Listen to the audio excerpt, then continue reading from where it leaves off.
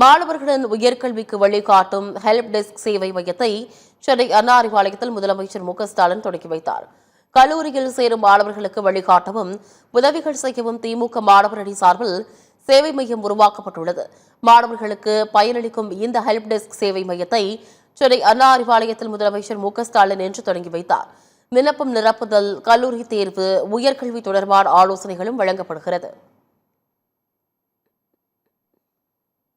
2026-27 கல்வி ஆண்டுக்கான கல்லூரி சேர்க்கையில் இருக்கக்கூடிய மாணவர்களுக்காக ஹெல்ப் டெஸ்க் ஃபார் 12 ஸ்டூடெண்ட்ஸ் அப்படின்னு தமிழ் மாணவர் மன்றம் மூலமாக திமுக மாணவர் அணி சார்பாக இன்று துவக்கி வைக்கப்பட்டுள்ளது.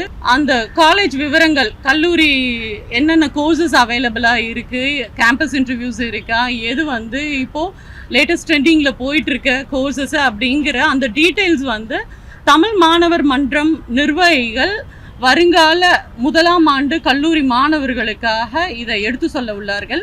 அவங்களுக்கு எடுத்து சொல்லி அவங்களுடைய எதிர்காலத்திற்கு ஒரு சீர்மைப்பான ஒரு கட்டமைப்பு இப்போ கொண்டு வரப்பட்டுள்ளது. Giriga's summer sale. Buy any AC and get free 2 nights 3 days holiday package.